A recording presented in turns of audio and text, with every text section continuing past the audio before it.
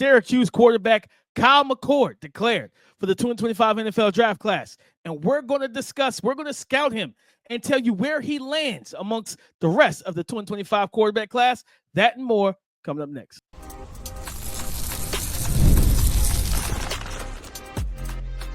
You are Locked On NFL Draft, your daily podcast covering the NFL Draft. Part of the Locked On Podcast Network, your team every day.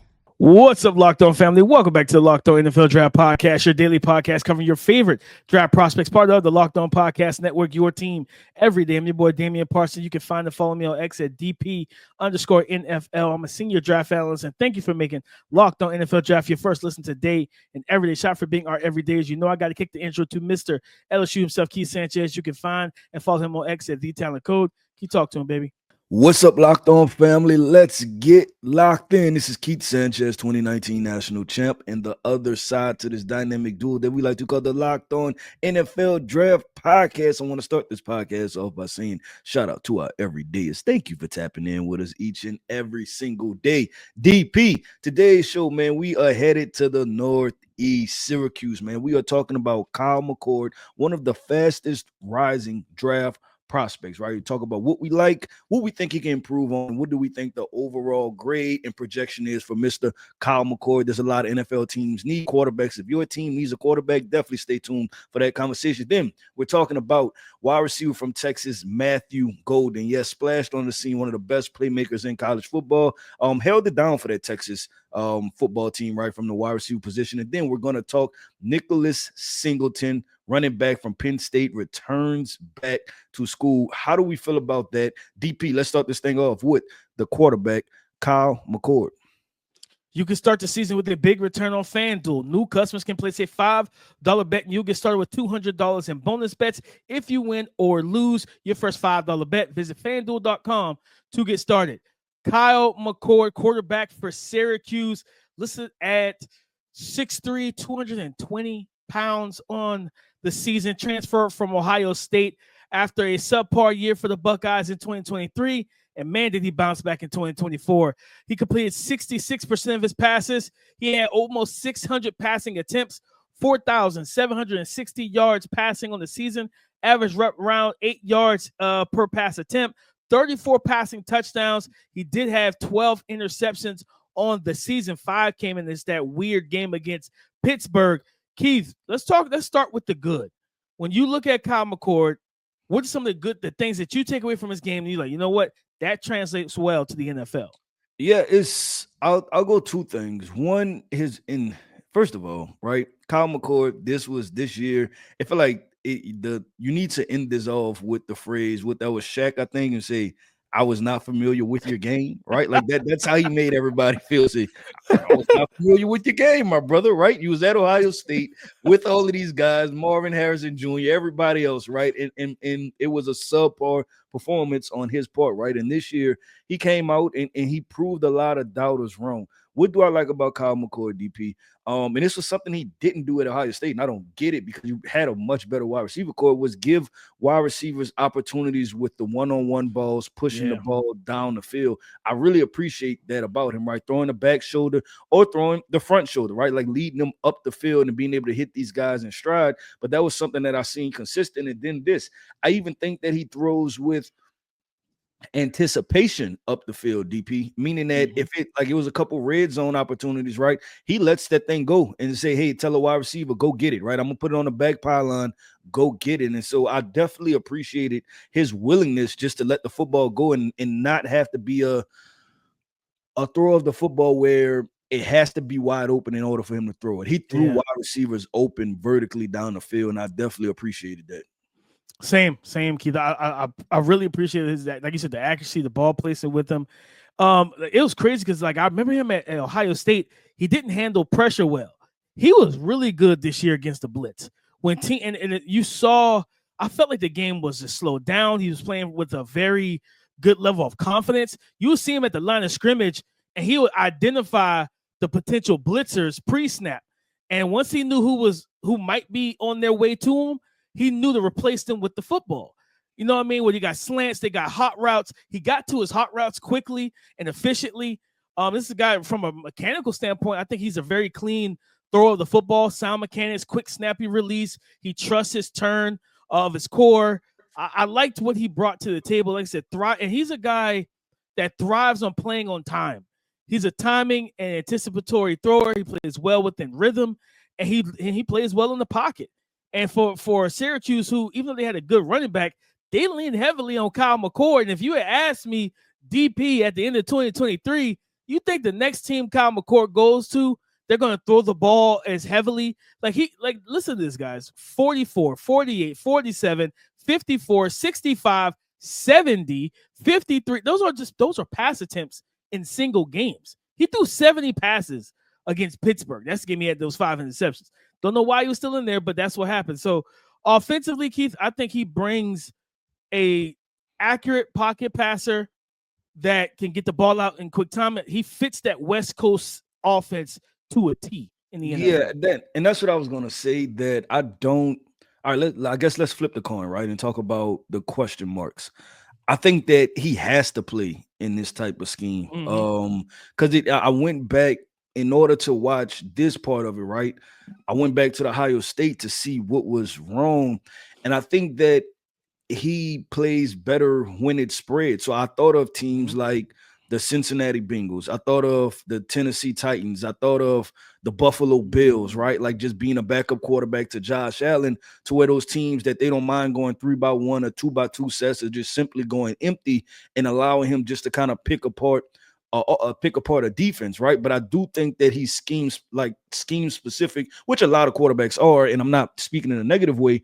I went back to the Ohio State film, and I thought that when they were cluttered situations, right? And when you talk about bringing more people into the box and around the line of scrimmage, I think that's when things became a little bit shaky for him. I think that's when he started to, kind of double clutch a little bit. And I think another thing, DP, it depends on personnel, right? Because Ohio State, as great as the wide receivers are, right, they were a team, especially last year, that also wanted to run the football, right? Like they were going to get with 2 backs. They might have used some, 2 tight ends and things like that. And I think the more that you clutter the box or make the box more condensed for him, I think that's when you kind of started to see. But I think if you spread it out and make it, use basketball term, right? Like let him be the point guard of a run and gun type offense, right? Versus slowing it down. And even in basketball, certain point guards, they don't like when it's half court offense and we got to run sets and things like that. They want the full court press so we could pass it around, do what we have to do.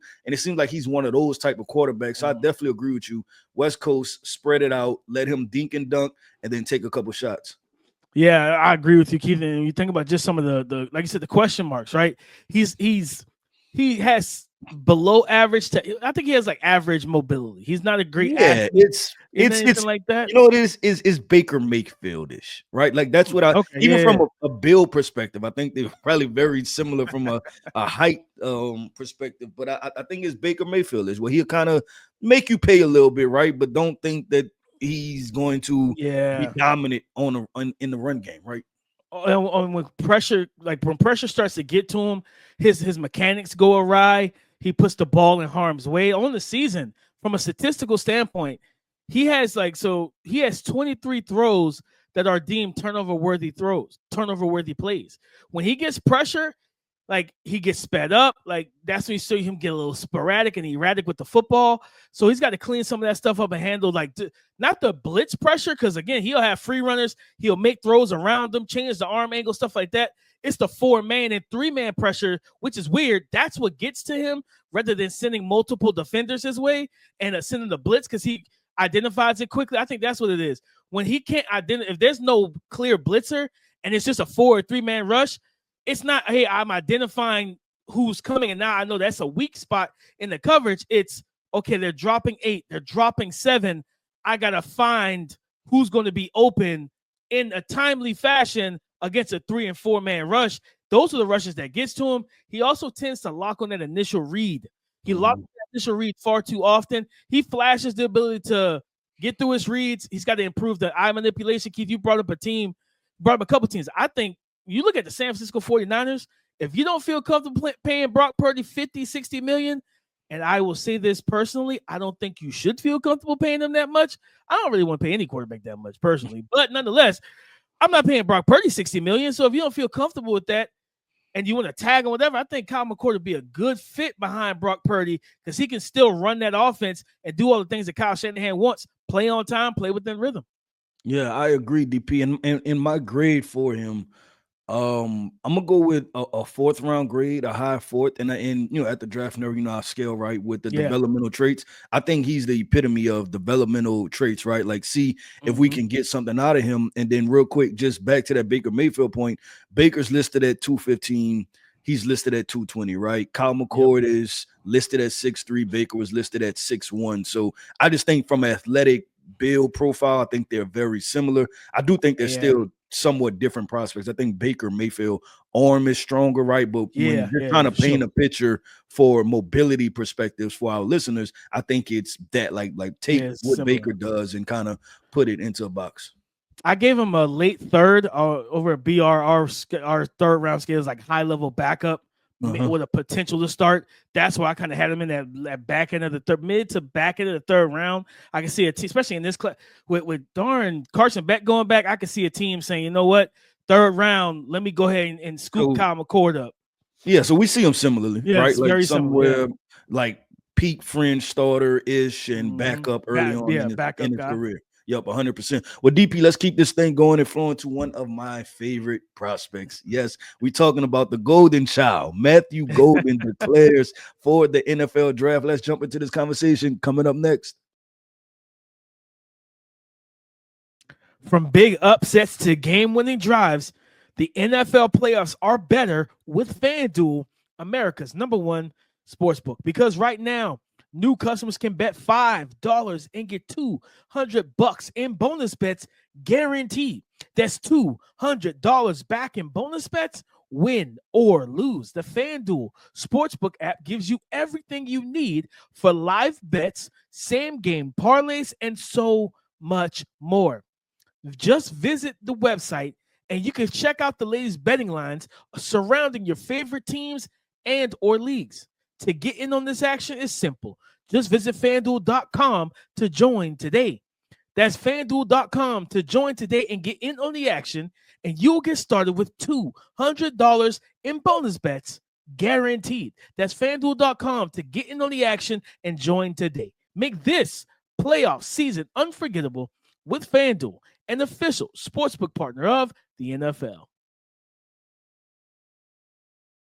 The golden boy himself, Keith, has said, I'm going to the NFL. I'm not going back to Texas. Matthew Golden, 6 foot, 195 pounds, declared for the 2025 NFL draft to join a pretty solid wide receiver class. We're going to talk buy or sell, Keith. On the season, 58 receptions, 987 yards receiving, and 9 receiving touchdowns. He averaged 17 yards per catch. And outside the Ohio State game where he got banged up, he didn't play. He still had half a C note, had half of 100 yards, 51 yards receiving, and he only caught 2 passes in that game. If he was healthy, Texas offense probably looks a lot different. Not even probably, does look a lot different. But games before that, Arizona State, 77 receptions, for 149 yards receiving and a touchdown. Against Georgia in the SEC championship game, 8 catches, 162. Buy or sell, Keith, was this the right decision for Matthew Golden? Buy a whole lot of it, right? Buy a whole lot of Matthew Golden. Buy all of that gold that you can buy wide receiver from Texas. DP, you know what? I'm gonna go ahead and spoil it, right? Spoiler alert. He's my wide receiver 3 right now. I said it is out there. It is what it is. I just think what he's that's a foreshadow. We're talking receiver rankings on tomorrow's show, so pay attention to that, guys. Definitely stay tuned. Definitely stay tuned for that. But I just think when you look at what he was able to put together, and this was what Quinn Ewers being injured, right? This is what him coming in as the number 2 wide receiver and potentially, who knows, probably the 3rd receiving option, right? Because they still had Gunnar Helm entering the season, and he had to earn the right to be able to be the go-to guy. So when you look at the beginning of the season, and he had, he'd go 4 catches for 33 yards or 2 catches for 17 yards. That's inconsistency with the quarterback. That's inconsistency with what quarterback is playing. And then that's also still having to get earn the right for those plays to be designed for you. And that's why you've seen him finish strong through the back end of the season. We talked about it on this podcast, DB, when we came into this and he watching his film just at University of Houston alone.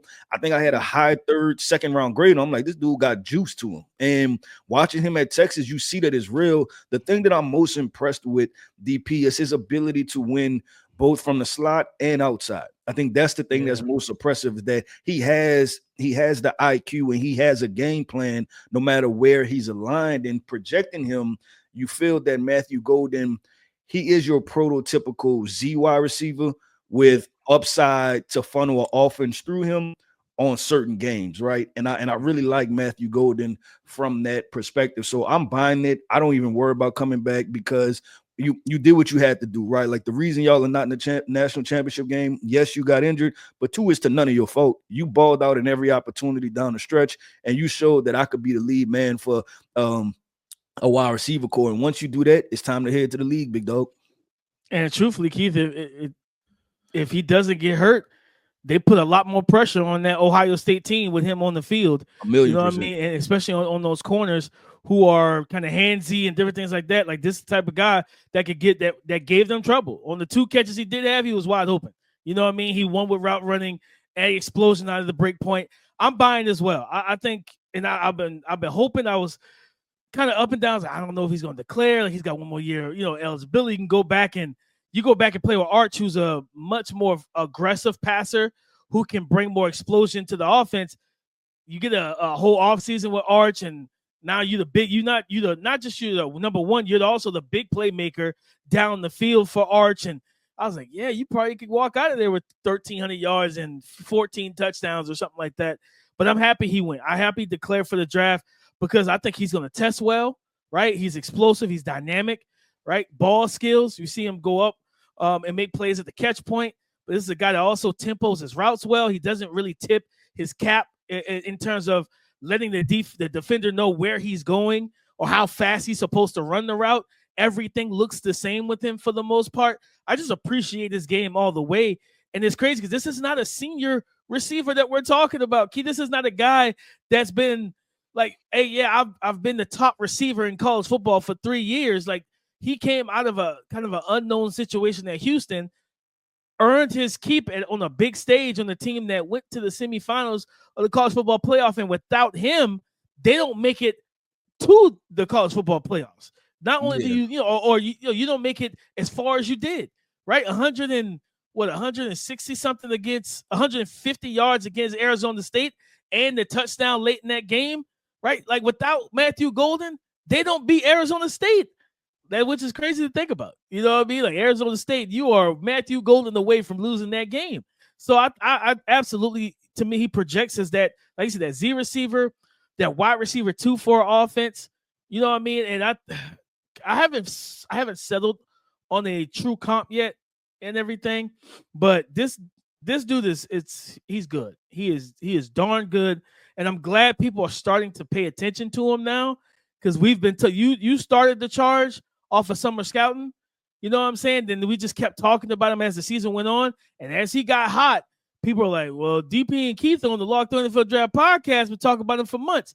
You're right.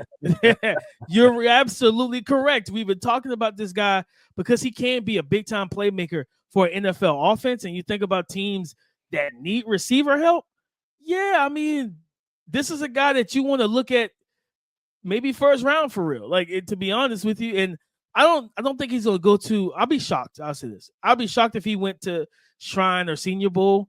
I don't know if he actually needs it, but I would love for him to go to the Senior Bowl. Without being in Mobile, I kind of want him to go to Mobile. I want him to get that invite. Said he's a true junior, right? Yeah. Yeah, I don't think he goes. And like I said, I'm with you, right? I would love to just be there and watch him work, but I don't think he goes. And then I also think that this year with his resume, he probably feels like it spoke for itself, which it did. Yeah. And I think that's the next conversation. And maybe we should do a podcast with that, like guys that we're throwing into the first round, right? Like that's out of the loop for other people that we're actually like, you know what, send it. We putting them in the first round. So No, I like that. I like that. He could be a guy, especially with a lot of teams at the back end of the draft, that could end up a real steal. And then no telling what his 40 time would be. But DP, let's do this, man. Talk about another team that was bounced out of the college football playoffs. And I looked wrong, right? Because I bet on y'all to win the game. Penn State. Yes, we talk about their running back, Nicholas Singleton. He's doing the opposite. He said, I'm going back to school to improve my draft stock. Do we agree, disagree? Are we buying or are we selling Nicholas Singleton, running back from Penn State, returning back to school? We're going to talk about that coming up next. Hiring for your small business in 2025 comes down to how well you can hire. And let's face it, better hires start with smarter insights. That's where LinkedIn comes in. With the strongest hiring data available, LinkedIn helps you identify the right candidates, giving you the confidence to make the best decisions for your business. I've used LinkedIn Jobs myself, and I can tell you it's a game changer when it comes to hiring the right fit. Small businesses are wearing a lot of hats, so every hire is crucial. LinkedIn gets that. That's why they connect you with the best candidates using data you won't find anywhere else. From unique skills and interests to connections you share, LinkedIn helps you find the right person for the job. In fact, 72% of small businesses say LinkedIn has helped them find high-quality candidates. Hire smarter this year. Find your next great hire on LinkedIn. Post your job for free at linkedin.com/LockedOnNFL. That's linkedin.com/LockedOnNFL to post your job for free. Terms and conditions apply. Thank you for making Locked On NFL Draft your first listen today and every day. Shout out for being our everydayers. Nicholas Singleton, running back for Penn State, 6'1", 225, rush 174 attempts on the season, over 1,100 yards rushing, 12 rushing touchdowns. He only had one fumble this season. He said, I'm going back to Penn State, not to Cali, but to Penn State. He said, I'm going back to Penn State, Keith. In a loaded running back class that we have in 2025, you buying and selling it, this was the right decision. DP, this is tough because I want to sell it because you're a running back, right? But I'm going to buy the idea. And this is what this is, DP. At LSU, we had an old saying. It was called ROD, right? I came up with it. It meant recruit or die, right? You better be recruiting, always recruiting. What did James Franklin do? As soon as he walked off that field, he said, let me talk to you, Mr. Nicholas Singleton. Do you want to do what Ohio State did and make a national championship run? We need all our guys back, right? And so we got Drew Allen back. Let's bring you back. And so that's what happened. But talking about Nicholas Singleton, what I'm going to do is, and this is, I think this supports what you just said, right? And supports the point. Just at the Senior Bowl, DP, I'm going to list off a couple names. R.J. Harvey, Khalil Mullings, Jarquez Hunter, Devin Neal, Woody Marks, Cam Scatterbull, Ollie Gordon, Damian Martinez, Bashard Smith. That is not even every running back, DP. And that's at the Senior Bowl. Not even talking about the Shrine, who has Phil Maffa, right? That's 10 running backs right there. So if there was any year that I agreed for a running back to just simply come out, to return back to school, is this year. Like, try your hand. Now, I don't know what next year looks like. Next year might have another 20, but I know this year for sure has 20, right? So go back to school if you have an opportunity. Any draft eligible running back, I'm like, return back to school, DP. I think he has an opportunity to really make it about him. He gets this year, DP, potentially even the little things matter, like being the feature guy on NCAA 26 college football, right? You get to enter college football season after making this deep playoff run, the opportunity to enter next season as one of the known names in college football, right? And then you get to enter being a late first, maybe second round pick, something like that. And now it's just about sustaining your draft stock versus he came in, and I feel like for the first, probably the season, right? He was a relatively unknown kind of prospect outside of the Northeast. And if you really dove into college football and the NFL draft, he wasn't a household name. He gets to enter college football next year as a college football household name. No, I'm buying as well, Keith. For everything you said, and then what's good about it is even going back, he's still not going to get heavy tread on the tires because Kachar Allen is also going back. So they're going to keep that two-headed split carry monster machine that they have in that backfield going. And with Drew Allen returning, those two backs returning, James Franklin, the only thing I ask of you is please go get some receivers through the portal.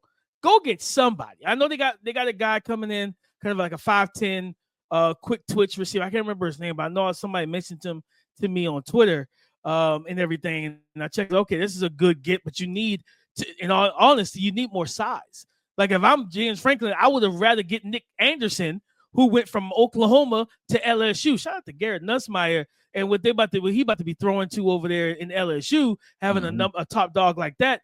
This is a situation where James Franklin needs to get some receivers, but I think for Nick Singleton, not only because I had a high second-round grade on him, I think this is an opportunity for him to stamp himself, even with the split touches, of being RB1 in the class. You're going to have to deal with Jeremiah Love over at Notre Dame, right, who's going to be in the national championship, one of the fastest guys in college football, as we saw against Indiana, and just all season. If you give him a lane and he gets at the top speed, he can outrun you.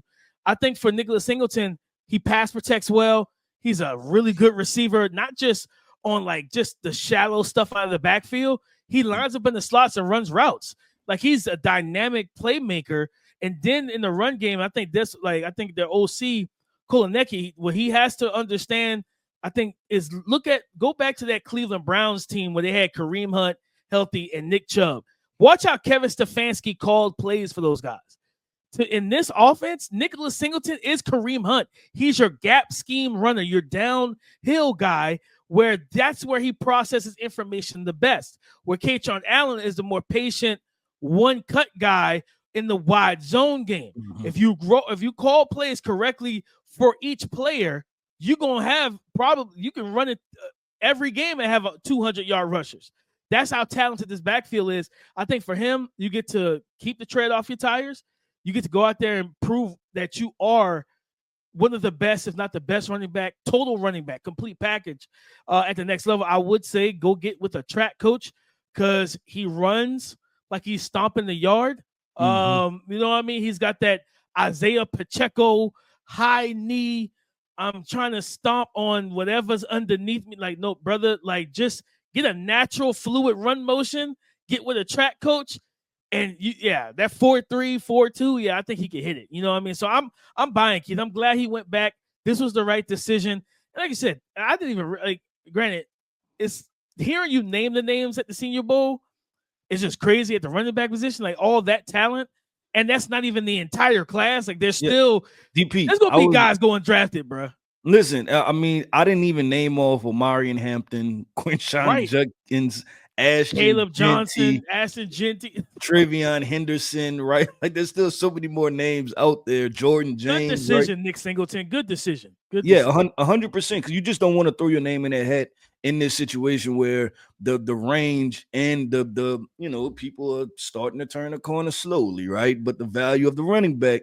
But the issue is with this draft is there's just so many, right? That surplus. Yeah, teams may feel like, okay, do I reach for Nicholas Singleton or do I try to get a Cam Scatterboo late third, right? And they'll do it vice versa with Cam Scatterboo. Do I try to get Cam Scatterboo or is there an opportunity for me to get Nicholas Singleton, or do I want Jordan James? Or do I want, it's just so many different situations out there that it's just going to be a tough running back. I'll tell you one thing, Keith. I hate to be a free agent running back this offseason. Yeah. Oh, yeah. I hate to be a free agent running back. You're not going to cash out the way you want to, big fella. Whoever that may be. Jalen Warren and Najee Harris in Pittsburgh, both of them on expiring deals.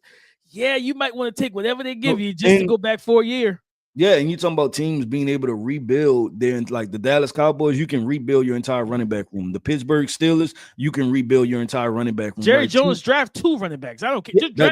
You could get one early and get one late, right? And you have a nice complement of running backs and young running backs, right? To supplement your whole entire offense. But DP, that wraps up another episode, man, of the Locked On NFL Draft Podcast. I want to end this podcast off by saying shout out to our everydayers. Thank you for tapping in with us each and every single day.